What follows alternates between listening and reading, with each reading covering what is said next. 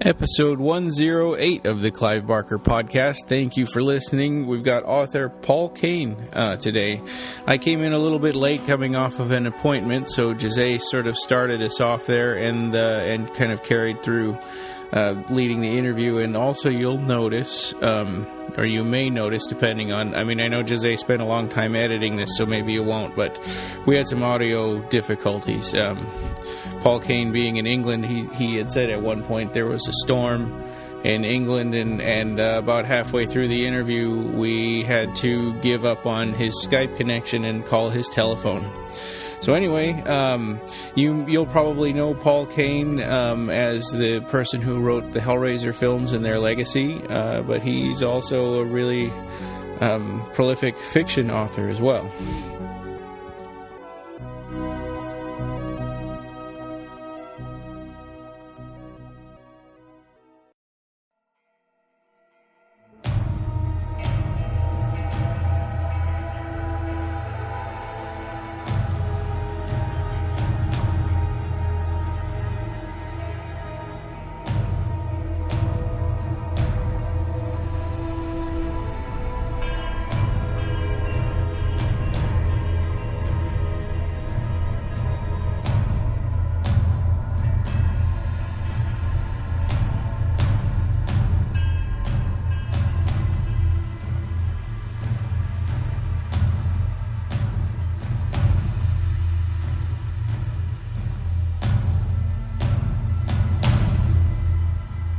Okay, today we have with us author Paul Kane, who is about to release his newest book called Blood Red, December 1st, from Short and Scary Tale Publications. Thank you very much for joining us. Thanks very much for having me, and thanks for your support of my recent publications. That's been fantastic, the reviews and everything. I can't thank you enough. Oh, that's wonderful. Yeah, no We've enjoyed reading them, yeah. Yeah. That's brilliant. So you're a huge Hellraiser fan. First of all, for our listeners who don't know or may have heard of you from Leviathan, you're a huge Hellraiser fan. You have a book called The Hellraiser Films and Their Legacy. And, that's right, yep. Which is a reference work for anybody who wants to know anything about Hellraiser. And so that. I recommend people go and read that book. And it's really a pleasure to have you here, and I would like to get started with Blood Red. So in 2008, you wrote a novella called Red, right? Yeah. Which was your take on the whole Little Red Riding Hood story. It was, yeah. I started off about 10 years or so ago. I wrote a story called Who's Been, which was basically my horror take on Goldilocks and the Three Bears. So, and I just found I enjoyed it so much that I wanted to write another one, which was kind of a fairy tale thing, modern horror fairy tale. And I was looking around at what I could do. Since I've done quite a few. I did Sleeping Beauty, which is my take on that's called Sleepers. And I've just done one actually for a place called Stormblade Publications, which is my take on Snow White and the Seven Dwarfs, which is I had fun with that. So I was looking around for something else to do, and I thought, I want to do Little Red Riding Hood. I thought that's kind of a classic one to do. And your review on the site is actually quite accurate in that it kind of bugged me that the grandmother was sat there and looking like the wolf with the hat on. The kind of around her, and Little Red Riding Hood comes in and didn't really know. And I thought I've got to address it now.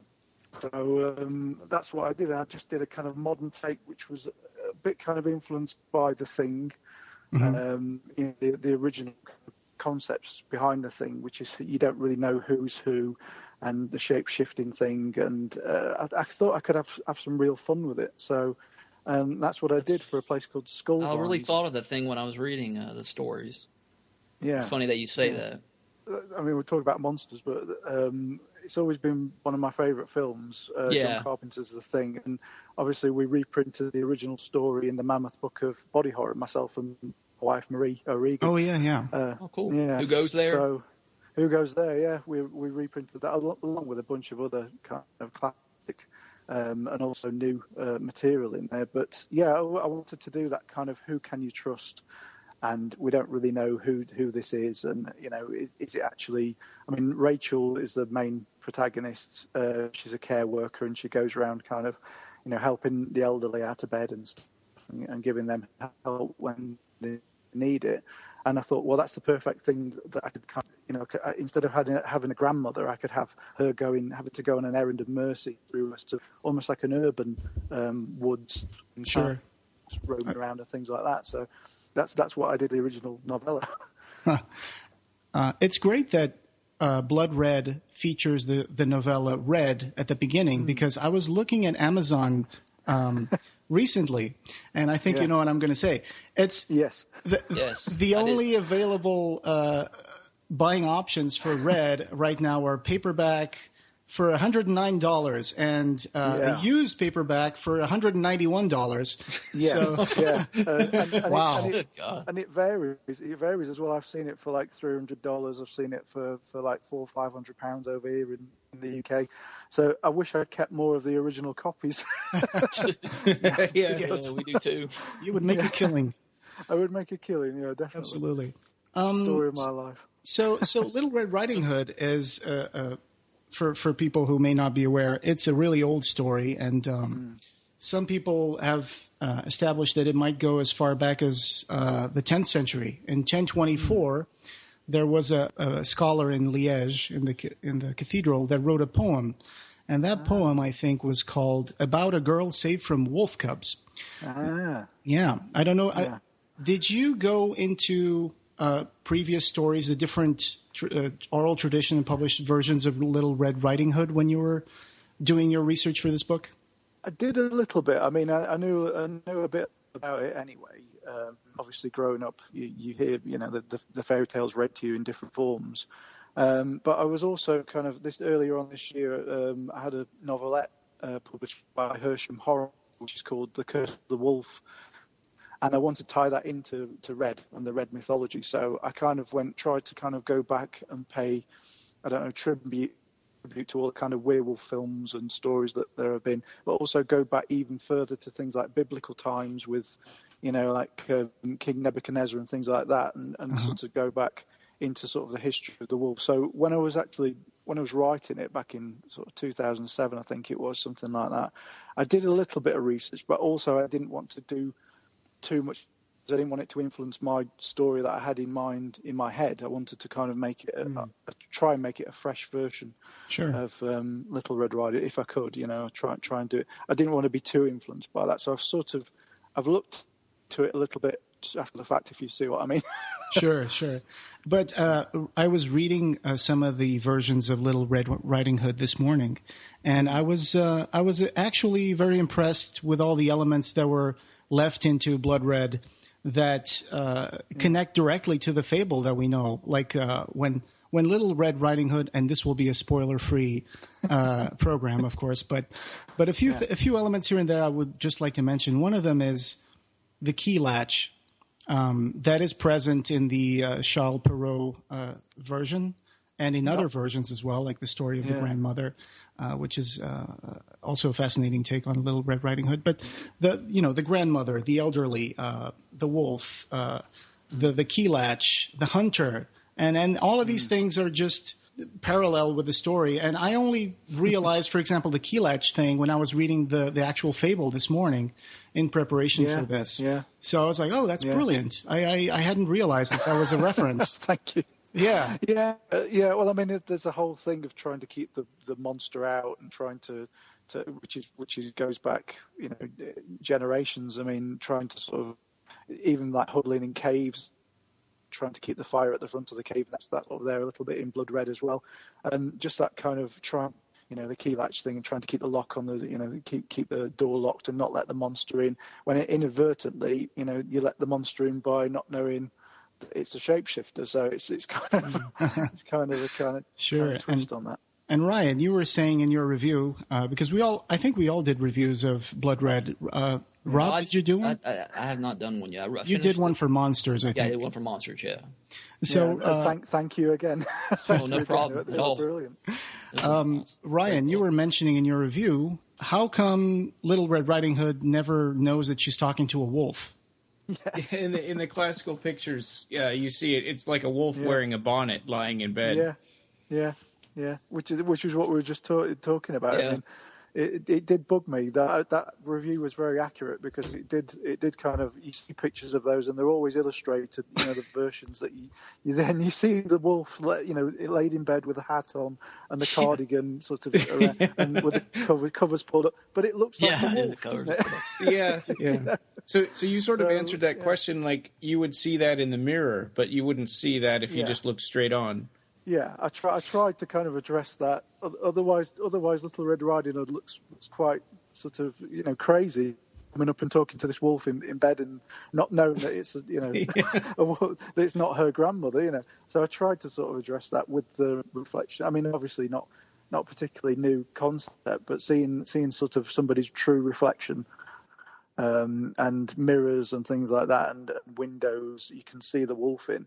Unless they don't know that they're a wolf, and that's another kind of part of the mythology that I go into a bit later on. But yeah, it's mirrors and reflections and things like that, and I tried to sort of address it in that. And also, it's kind of quite a good shock technique if you're talking to somebody and you think it's your friend, or in this case, it's the person that Rachel looks after, and then suddenly she sees in the mirror that it's not. It's quite kind of a nice reveal. And the reader obviously goes, as well, at the same time. So I did. I did a few double takes. I did a few double takes while I was reading some chapters, and I was like, well, one of the things that kind of reassured me was whenever the characters had an internal monologue, then you would know that who they were. But other times, as the point of view of the narration changed from one character to the other, then it became trickier. And I found myself flipping back some pages and going like, how can this be? Can this really be that? And I would go back and I would be like, oh, yeah. So yeah, it was. We were kind of, I think, fooled up until the end. It's like, why doesn't Rachel have a reflect as a wolf?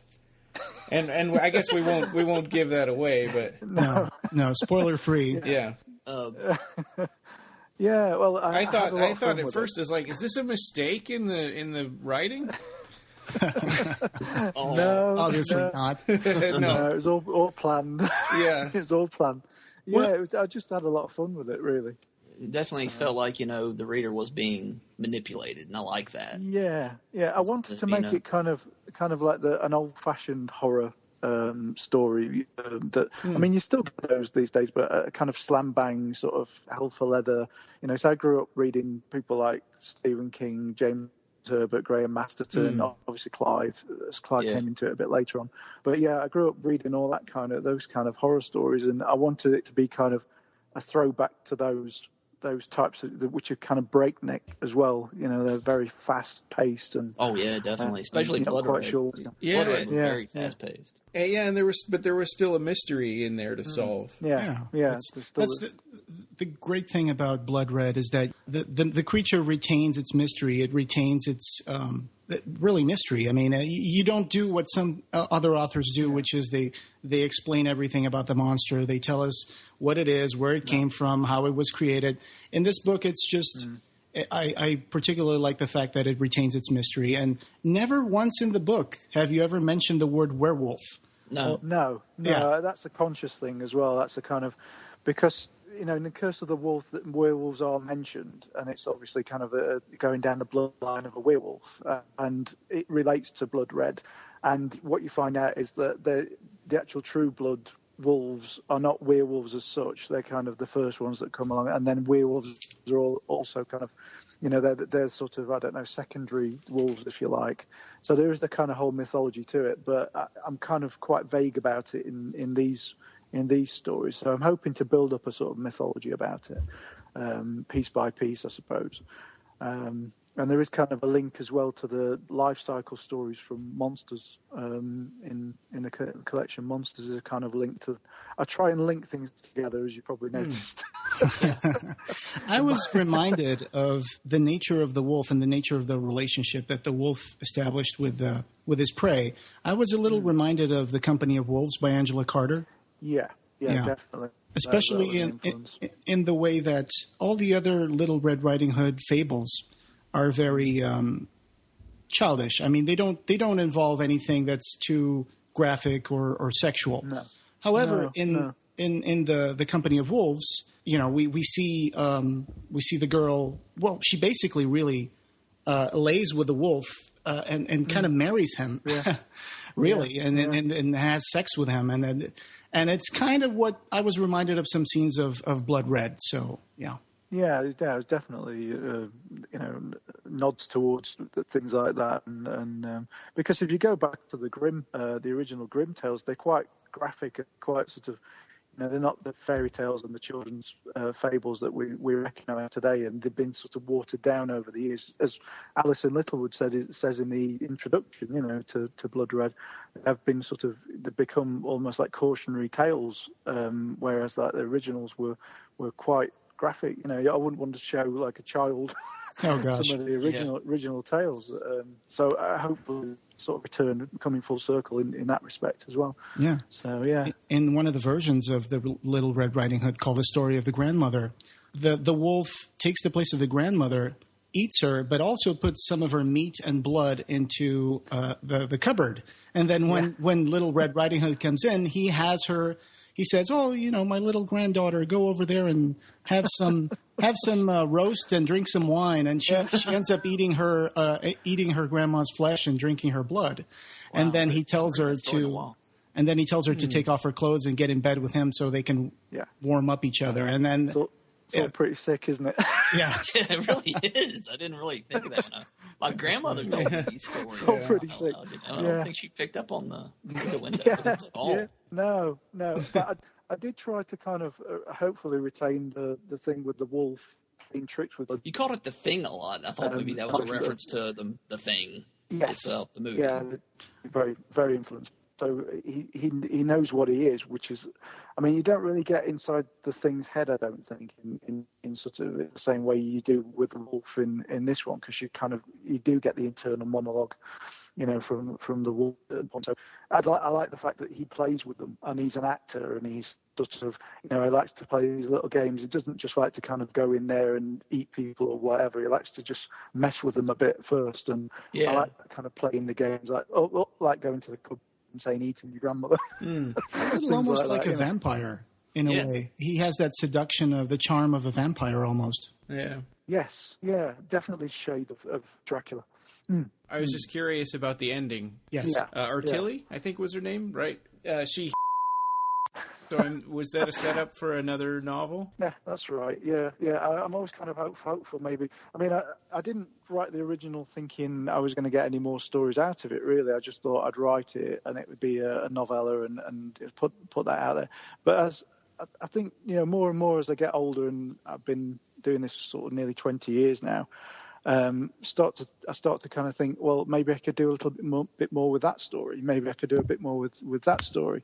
So I kind of, as I came to Blood Red to sit down and write Blood Red, I was amazed at how many threads that I'd left open in the original that I could take and use in the sequel. And I started to think, well, maybe I could take this into maybe a trilogy of sorts at some point. But, whether I do or not, I don't know. It also depends on publishers, whether I get a publisher for that. But in my mind, I have a kind of where I'm going to go with a third one if I do kind of get the chance to do that. So yeah, there's definitely some threads I've left open at the end of the second book. Okay. Cool. Well, and another question I had, Craddock, is he named after the Brian Craddock? He is, yes. Oh, okay. He doesn't know that. He doesn't actually know that yet. Yes. Oh, he doesn't? Oh, he's going to love that. I have had some contact with Brian, yeah. So, yeah, it's kind of a name that I thought, it's no reflection on, obviously the character's no reflection on, but I do like, for certain names, they kind of stick with me. And he's got a fantastic surname. And for our listeners, he's an Australian Clive Barker fan. Yeah. And he was published in the Book of the Tribes that was edited by Steve Dillon. Oh, that's right. Yep. Yeah. Yeah. Fantastic surname. I just had to use that, in something. I just seemed to fit that character for some reason. Well, I'm sure that'll make his day. Yeah, good. I hope so. Yeah.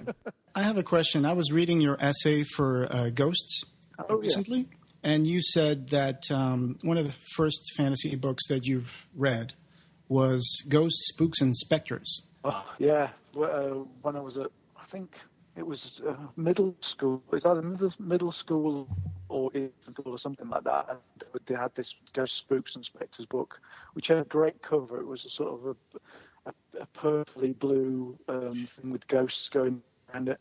I mean, people of the genre will probably know the book. I think Mark Morris mentioned it a while ago on his Facebook. Sure. What were the authors that you read growing up in the realm of the fantastic and horror? I read everything that I could get my hands on, really. Algernon Blackwood, M.R. James, Hodgson, just like anthologies of ghost stories and spooky stories, and started off reading those kind of things. And then, I mean, Enid Blyton's quite a big one, because I didn't actually, I did read her sort of eventually, but my granddad used to read me her stories. And one of the ones that really connected with me was a story called The House in the Fog. Mm-hmm. I don't know if you've heard of that one. But it's about a boy who kind of gets lost in the fog, and he finds this mysterious house, and things are happening inside the house, almost like David Lynch kind of things are happening inside the house. And he grows like a big bushy tail. So I always refer to it a little bit as like my first encounter with body horror, I suppose. Oh, I guess, through Enid Blyton. Enid Blyton. I think the only stuff I'm familiar with her is the Famous Five, to be honest. Yeah. But there were kind of collections of her stuff that really kind of they don't go too far, because obviously they're children's stories, but just the imagination, the pure imagination of it, and it just really connected with me. But yeah, all kinds of stuff, really. Sure. As I was growing up, I mean, in my teens I read everything. I read kind of voraciously anything like science fiction, fantasy, or horror related, even crime stuff I really enjoyed. And I just tried, I see it as my kind of proper education, even though decent education. I see that as my kind of genre education, that I read everything that I could get my hands on. I just thought of another thing, another element that I realized this morning while I was reading the Little Red Riding Hood story is the mother. That's very important, because in the Brothers Grimm version of the tale, the moral of the story at the end is that Red promises she's never going to leave the path or run off into the woods by herself if her mother tells her not to. And that's right. So that's the whole thing with Rachel, to try and make a way in the world, doesn't she? So, yeah. Well picked up on that. This is coming out December 1st, and there's going to be a deluxe edition. And the deluxe edition that we could take a look at comes with a lot of exclusive extras. Would you like to talk about them? I mean, we just thought with a kind of deluxe edition, we try and get a few, like extras to entice people in. I mean, they're gorgeous books anyway. You've probably seen Barbie's Voices of the Damned that SST did. Yeah. I mean, they're just gorgeous books. But I mean, hardback, and it's going to have like a slipcover and everything else. But in the extra section, it's got the original introduction that Tim Leben did for Red, which again you wouldn't be. I mean, that doesn't come with the ordinary trade hardcover edition. So again, it's that thing of that. If you want to get that and you don't want to pay like $500 for it, or whatever it is, that's actually in the special edition. And it's got some sketches by me of the characters, got an extract from the film adaptation, which Sunday Johann Osborne did, and that's won a bunch of awards and prizes and things. It's got a graphic novel extract from the original graphic novel. That's at some point going to get turned into a graphic novel, Red. Oh, that's great! Great news. Nice. Yeah, it's a perfect pitch package, really. Yeah. Oh, thank you. I mean, it's got an extract as well. I mentioned The Curse of the Wolf. It's got a little extract from that as well. So it's just got a nice few extras in there that if you want the extras in this edition, then and it's not that much more to buy than the trade. So Yeah, that's fantastic. We had a chance to look at that, and it's really interesting to know that this might become a graphic novel or even a movie. So let's hope for the best on that end. Yeah. Yes, I actually put my pre-order in. It's crossed. I have been reading Monsters, and I still have not finished. And Rob, you finished the book, and you put up a review. Yeah. Let me see. I'm in the story that has the 27th Circle of Hell Chaos Monster. The Chaos Monster is for life. I told you when I was messaged you, I told you that's like the sweetest demon story I've ever read. It made me want to go play with my animals after I was done with it. Did you intend to have that kind of effect on the reader? Was it more like, did you want to have a horror experience, or were you trying to go a little bit, some of these stories I felt kind of went, you went deep with them. Could you comment on that? Yeah. Well, I hope so. I hoped. I mean, you never know what a reader's reaction is going to be to a story, so because different readers are going to have different reactions. But I hoped some of that kind of pathos came across in the story, as well as it being a kind of obviously, it was inspired by those pet adverts that you get at Christmas time, which is like a dog is not just for Christmas, it's for life, which is where the title comes from. So I was hoping that some of that would come across, and some of the black comedy that's in there as well, like the fact you get the granddad that's set alight by the laser eyes from the demon when he's playing in the living room. The Queen, they're watching Queen is giving a speech. The Queen, the Queen's speech makes him off, doesn't it? He didn't like her voice. No, he didn't like her voice. So I mean, because we've got a cat as well, so it's things like, I mean, I don't know if you have Vanish in the US, the where you spray, if a cat does something on the carpet, you put Vanish on the carpet over here. Oh, yeah. Yeah. So he won't smell the same place and go back and do it again. Yeah. That's it. Yeah. If a cat, is sick or something like that on the carpet. So that all comes from experience. And I used to have a dog when I was growing up as well. So, knowing how to kind of house train a dog is bad enough, but trying to house train a chaos demon is a little bit worse. Yeah. Yeah. I hope that it would have that effect, but you just never know. But it seemed to have got quite good positive feedback about that one. So good. I was going to ask you before we get deeper into the questions about monsters, what are some of your favorite monsters, and why? Well, I was on Nick Vince's Chattering show. I think it was September time. You might have seen that one. Oh yeah. Yes. We were talking then about kind of favourite monsters and things, and we had the rule that if I went on and talked about monsters and talked about the book, that we would kind of the Cenobites and the Nightbreed, we'd take those as read, because obviously they're sort of our favourite monsters. So I would have to say kind of Cenobites and Nightbreed are my favourites, but obviously the cornerstones of things like Dracula, Frankenstein, the Mummy and the Wolfman, and the Universal films that came from those. I grew up with those images, as I'm sure a lot of us did, genre fans and things. But Nick's show, I chose The Thing again. We were talking about A Thing for Blood Red. That's where I learned that was your favorite film. Yeah. I mean, that's one of my favourite monster films. You let me choose three. So there was The Thing, Dawn of the Dead, because I absolutely love zombie films, and Peter Jackson's King Kong, because I just think it's, again, we were talking about the Chaos Demon. I just think it's got a bit more depth to it than I love the original King Kong, but I just think it's got a bit more depth to it than Peter Jackson, because it's got the space to do that as well, and obviously effects have moved on since then. So they were the three kind of monster films that I picked. In terms of literary monsters, yeah, exactly, yeah. In terms of literary monsters, I think I chose Day of the Triffids, I Am Legend, and James Herbert's The Rats. So that's a whole bunch of favourite monster films and books and things. I also liked in the Chaos Demon for Life is that you doing like the little boy had like these toys on his shelf, like aliens, predators. He had King Kong, Godzilla. I love that stuff. It just made me. This whole book kind of just made me go back to when I was a kid. It just really did. It just really made me feel like I told you I was, watching the new the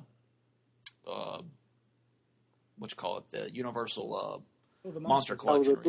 The Blu-rays, yeah. Got me in the mood to watch it. There's no bigger compliment that you could have given me for that than go inspire somebody to go away and watch all those again and watch of monster films, because that. I mean, the little boy that you're describing is me, and I've still got lots of kind of monsters around the house and on the tops of shelves and things like that. They're still there. It's still me. It's still inside. You know? Definitely. I'm that little boy. It's funny because I have a box set of the Universal Monsters that was signed by David J. Scull, the film historian. Oh, yeah. Yeah, I got it from him on eBay. It was a great purchase, and he sent in like a little signed card to José, and he put in a little picture of Dracula in there. So that's one of my prized possessions. Oh, it should be. It should be. Nice. Yeah. Also, obviously, you have a kinship with monsters. Makes it sound creepy, doesn't it? No, not really, because I do too. I feel safe. I feel safe around them. Did you? I guess growing up, did you feel? I don't know. Yeah. Closer to the monster. I mean, again, it's like the thing. I talked to Nick when I interviewed Nick. One of the first times I think I interviewed Nick Vince, and he said the same thing because he used to surround himself with the old Aurora monster kits, and he used to feel safe then. With his monsters around him. And I was the same way. Because I never really felt as though I fitted in. I was always a bit kind of awkward, I suppose, and I was into genre stuff, and when a lot of people weren't, at my school and things. So I always felt kind of a bit of the outsider. I could relate to people like the Nightbreed at Midian, Yo, certainly. That was always a bit kind of the outsider. As I grew up, obviously you meet a lot of like-minded people, so you don't feel like an outsider anymore. But growing up, I always felt like I could associate with the monsters, and I was never happier than when I was reading a monster book or watching a monster film. I could definitely associate with them. The one I really personally got attached to was Dig This. The story Dig This, right, with the zombies. Oh, yeah. That reminded me of when I was hanging out with my friends growing up in high school doing stupid stuff. Yes. And I was wondering if did you go to places when you were growing up, that were kind of seedy and shouldn't have been doing? That'd be telling, wouldn't it? Yeah, I mean, it is kind of inspired a bit by, because I grew up in a very rural place, so there were lots of fields around, and you'd only have kind of one park or something like that, and that's where everybody used to hang out. I mean, we never really went to a graveyard as such, but there were kind of some really nice, if you can use that word about a graveyard, but really nice kind of graveyards around that area. So I just thought about maybe putting those two ideas together. But it's very much inspired by doing stupid things in your teens and just hanging out with your friends. And just, I mean, the thought occurs to one of the characters in that maybe we should dig up, a body in the graveyard. But, there's a cool little twist to that story, too. I like the way I'm not going to spoil it for anybody, but it is a nice little twist to that story. I like what you did with how that played out.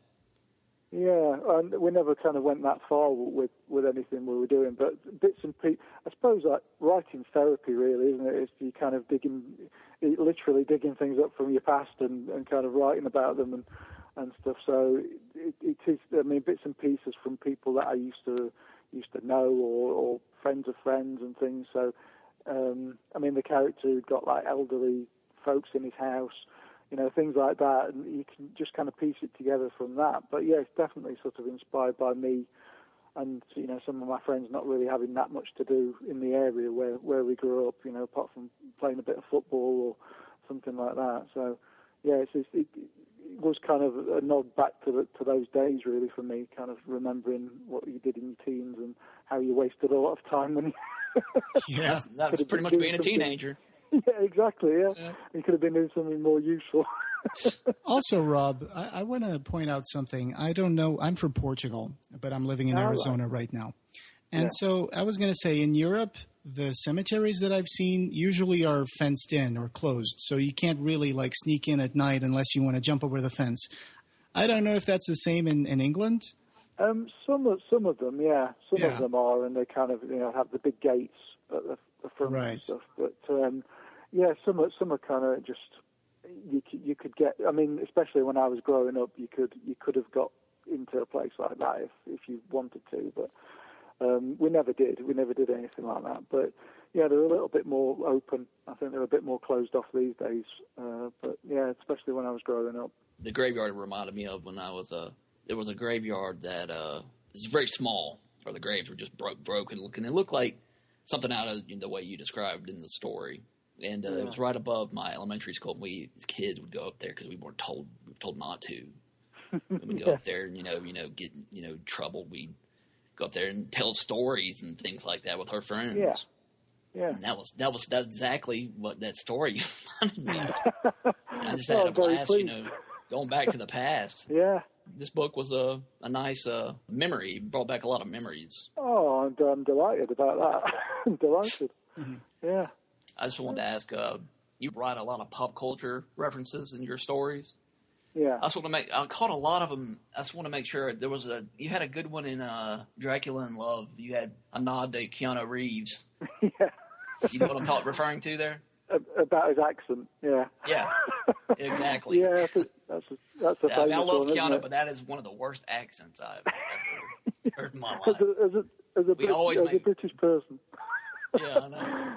Yeah, it's not the best, but yeah, I try and put little nods to things in all my stories. I mean, I try and kind of, as I was saying a bit earlier, I try to nod to my own stories, but I also try to nod to other things that I like, and hopefully readers, or if it's something that's been made, a viewer might get that reference to something. I mean, especially in things like the Dalton Quails, which are like the comedy.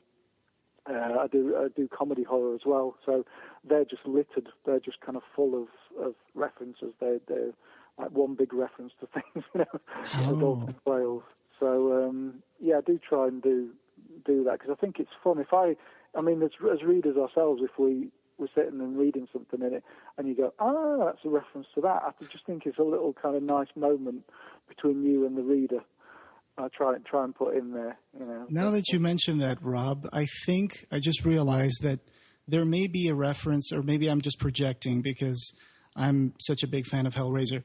But in Blood Red, there's a character called Zoe. And I think at one point it said about her that she had to see, she had to know. Yeah. There we go. That'll be me. I got Hellraiser. It just hit me, yeah. Now you know. Yeah. Sometimes you do it unconsciously. Yeah. Because she's such a big fan of things that I mean, the stuff in Blood Red that are nods to, I don't know if you got them, but nods to the Terminator films as well in there. So there's little things like pick up on those. Yeah, like the nightclub name is the nod to the yes, of course. Terminator. Yeah. Okay, I got it. That didn't hit me. Yeah. Brilliant. Since we're talking about Blood Red again, I just want to say that I just love the cover by Dave McKean because he's one of my favorite artists, and it's just fantastic. Too. I can't imagine anybody else doing the red covers now. I can't imagine anybody else being associated with it because the first one was so fantastic as well. Certainly. So, yeah. I had another question about that too. The group that was fighting the wolves. Yeah. Were they self-funded? Well, it's not really gone into. I mean, yeah, the kind of. I suppose it's a little bit kind of supernatural in a way. Like the Sam and Dean thing. Like you don't really know where the money comes from, but it comes from somewhere. A little bit like the Harrowers. Yeah. Yeah. Oh yeah, for sure. Yeah. Certainly. So you're not quite sure where it comes from, but it's probably not legal. Yeah. So I was just reading the Scarlet Gospels book review that you did for the British Fantasy Society. Yeah, and it's very interesting because it starts out with a paragraph where you say your first encounter with Clive Barker's work was through the Books of Blood, The Hellbound Heart, and Hellraiser. Yeah. How much has this defined your passion for Clive Barker's work? I mean, I guess that's the gateway for a lot of us is Hellraiser. It's been the gateway for me into Clive Barker's work, and definitely you devoted a whole book to it. Yeah. Yeah, it became, I mean, not to kind of to do with the Hellraiser mythology and stuff, but it became a bit of an obsession for me. But it was kind of the Books of Blood growing up, and just I read, as I said, I read a lot of things voraciously when I was in my teens, and then I came to Clive's Books of Blood and came across Clive's Books of Blood, and it just blew me away.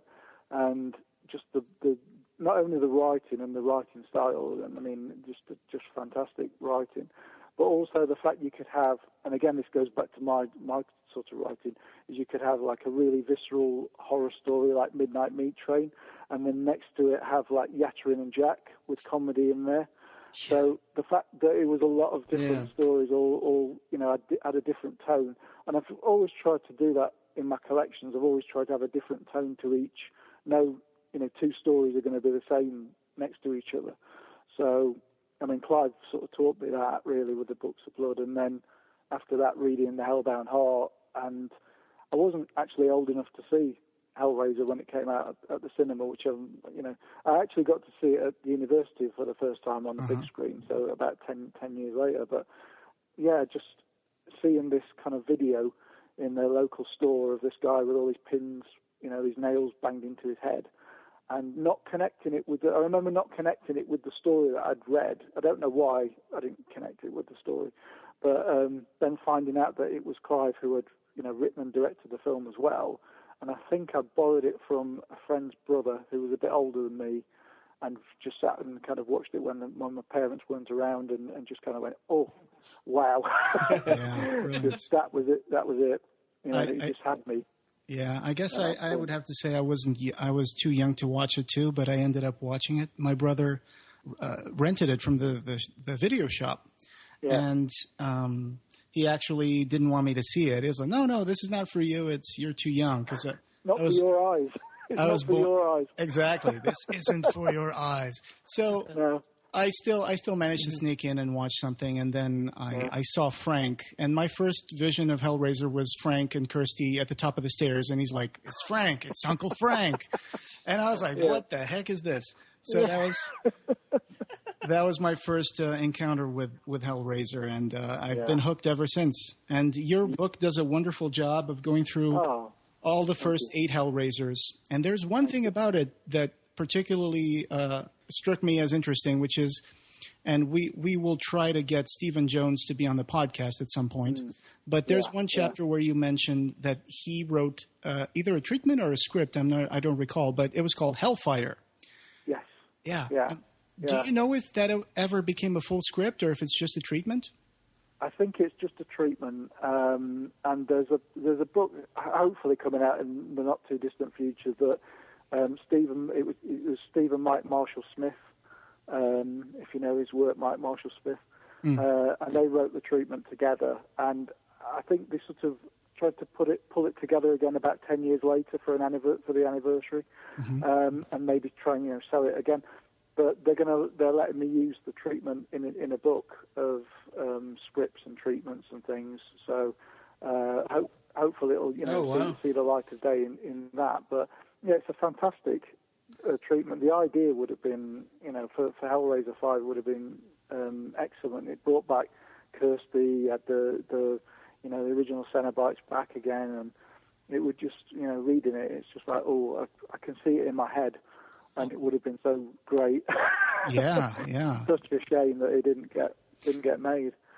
Steve is an authority on Hellraiser. Yeah, he's the boss really. We're going to try to get him in the podcast soon, but there is another book about Hellraiser that you have ready to come out, right? I was talking the other day. I sent a message to because I recall in November of 2011, that was like 4 years ago, almost to the day, but. Avalard Publishing announced that there was a book that was going to come out called Hellraisers, the Hellraiser Interview Book. Yeah. And what Robert told me recently was that it's all ready. It's going to come out soon. So do you have anything you want to say about that? Yeah, it should be. I mean, I should be getting the proofs from the latest version anytime now. And it's been an up and down road with this one, with Hellraisers. And it was even, I started the project even before the Leviathan guys came along and did their sort of project. And they were very gracious, to invite me along to participate in that, and it's an absolutely fantastic, documentary. It's a brilliant landmark documentary, Leviathan, and so lots of interviews. I mean, Ashley Lawrence has been fantastic with help for this one, and just with photographs and things like that. And it was just a case really of pulling it all together and making sure the photographs were right. And we were almost ready about a year ago to go to print with it. But then, Scarlet Gospel's coming along, and we were thinking maybe, we could get some covers of Scarlet Gospel's books and things in there as well. So it's that that's kind of put it back a little bit this year, because we wanted to try and get the covers from the different Scarlet Gospel's books and get permission to use those and things like that. So it should be any time coming through to me to have another look at, but it's imminent. Brilliant.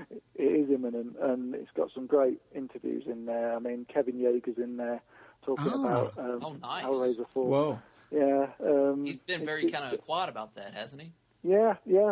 Really, it's the most candid interview that he's kind of talked about, stuff like that. I mean, he's very upfront about the stuff with Hellraiser 4. He was very kind of honest and open about it. But yeah, it's all quite interesting stuff. I mean, obviously there are going to be some repeated things from things like Leviathan and some other interviews in the past, but it's got 3 interviews with Doug, which are kind of, I think, probably the longest one that he's done in print anyway, I think.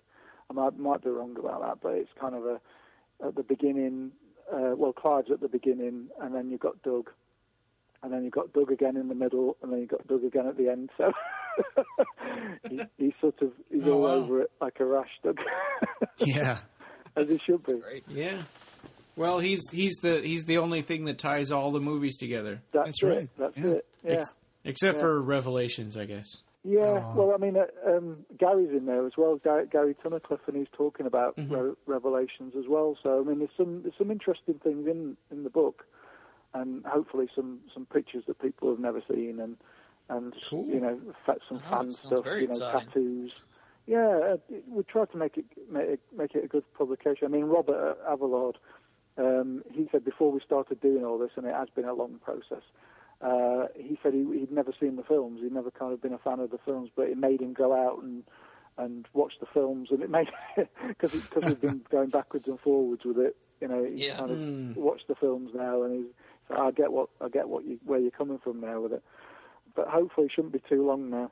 Wonderful. Make sure you let us know so we can promote it. I think I will do, yeah. Back in November of 2011, I made an article on the podcast blog about it, announcing the pre-order, and then I think my pre-order was number 4, to be honest. Yeah. And at this point, I need to 2013. it was 2012, I think. Right? 2012. Okay. We started in January of 2012, and this pre-order opened in November of 2012, I think. Well, I mean, the project started back. I think it was actually a sort of reaction to some of the reviews from Hellraiser Films and Their Legacy, which was, you got black and white illustrations in there, and obviously I sourced kind of interviews from various people, but there weren't that many original interviews in there. So some of the things that were coming back with this book's great, but it'd be nice if there were some colour photos, and it'd be nice if there were some original interviews. So I thought, right, I'll go off and I'll interview everybody I could find, because I got to know them through doing that book, and obviously I got to know Clive through the British Fantasy Society, and things have taken off from there. But I thought I'd go away and do this. So this must be something like I started it 2006 or 7, something like that. So it's coming up on working on this book on about something like 10 years. So wow. But yeah, so it's been a long road, and it's been a long road trying to find a publisher who would be faithful to what we were trying to do as well. So hopefully the end result will be worth it. Well, and independent of each other, Peter Atkins, Clive Barker, and Doug Bradley have all said that you're the expert on Hellraiser. Yeah. It's very kind of them. I mean, I have got this reputation now as being... I remember when we did Hellbound Hearts, myself and Marie edited Hellbound Hearts, and Nancy Holder said she was a little bit nervous of sending her story in because I was a Hellraiser guy. And I didn't realise that when, when she said that, I thought, well, I guess I am now. It didn't really strike me until then and I think, no need to be. I mean, Nancy's a brilliant writer. There's no need to be. But she said I was nervous because you're the Hellraiser, and that's come from doing sort of a legacy and doing the interviews and things and lots of articles about it and stuff like that. But I wish that some of the producers who made some of the more recent sequels were as worried about that. Yes, yeah. Well, yeah. I mean, we can hope that there'll be a kind of resurgence, but yeah. And you mentioned putting in the covers of the Scarlet Gospels. The Scarlet Gospels cover for the British edition is just beautiful. Oh yeah. Yes, yeah, absolutely. That's in there. I got permission for that from Macmillan, and the German edition as well, and the limited from Earthling, and obviously American cover and stuff. So we just thought it'd be nice because Clive's talking about the Scarlet Gospels. It's a little while ago that he's talking about it, but we just thought it'd be nice to have those covers in there as he's talking about it in the book, and just have those because obviously it came out this year, so we just thought it'd be nice to wait and have those covers in there just to get permission to use those. So that's what's kind of held it up a little bit this year. But and also Robert's been busy on various things. I think he's doing some photography stuff now and stuff like that. But yeah, but hopefully imminent. It's just kind of getting the ducks in a row. Because I just want people to see it now. Well, having more stuff is always a good reason to delay. Yeah. I hope so. Yeah. One of the interesting things that you mentioned was that the Hellraisers will have the Kevin Yeager interview, because we did a Kickstarter recently, and one of our stretch goals was that we would do a mini documentary about Hellraiser Bloodline, which it's really hard to come up with information. So it is quite hard. Yeah, it's but it was. I mean, when I contacted him, he was quite. He said, "Yeah, I'll talk about it." So I mean, that's. I mean, there's interviews with people that obviously the Leviathan people came along and did afterwards and filmed them, and so some of the interviews are similar. But I got a big one with Anthony Hickox. I spent was it about an hour to 2 hours, something like that, on the phone with Anthony Hickox doing an interview, and that was really interesting as well. Just all everybody who's associated with it, really, the main kind of players, and it was a fun thing to do, and it did take quite a long time to do the interviews initially, and then transcribe the interviews and stuff, and so yeah, like I say, I've been working on it quite some time now. That's and SST Publications has also published other authors like Barbie Wilde, who came up with The Voices of the Dam, and reading all these stories, and especially Barbie Wilde's and Red, it started making me want to go back and read more horror and more short stories and novellas. And I grew up reading, Montague Rhodes James ghost stories and Henry James Turn of the Screw and all those classics that exist in English literature. And I always feel very, and especially Irish authors like Sheridan Le Fanu and who are brilliant in the art of the short story. And so he really rekindled my love for the horror short stories with Red and Monsters. Have you read John Connolly's collections of short stories, the Nocturnes collections? Because you really should. John's an Irish writer. He's probably best known for his Charlie Parker novels, which are crime related, although there are supernatural sort of elements to them. But his second collection of Nocturnes has just come out, so you should really track those down, because he's a fantastic short story writer, John, as well. Oh, wonderful. John Connolly. I'll look into that. I'm actually right now in his website, johnconnellybooks.com. Yeah, highly recommend John. Yeah, highly recommend him. Christopher Fowler, as far as I'm concerned, Christopher Fowler is one of the best short story writers that we've produced in this country. So. Oh, great. I'll give those a read. He was around at the time that Clive was doing the Books of Blood and things like that. He was doing his short story collections. And, I mean, Flesh Wounds is one of the best short story collections that I've ever read. So, I like the title. Yeah. Yeah. Wonderful. Clive Barker. what made you think of putting Sherlock Holmes and the Hellraiser mythology together? Well, I grew up in sort of at the same time that I came across Clive's Books of Blood and Hellraiser and Hellbound Heart. I was reading the Sherlock Holmes stories for the first time and watching the Jeremy Brett TV series, if you've ever come across that. The Sherlock Holmes, Adventures of Sherlock Holmes was the first one. The Granada TV series that ITV put out back in the 80s. That was my favorite, yeah. Yeah, it's Jeremy Brett. my favourite. Yeah, absolutely. I mean, he for me is the definitive Holmes, really.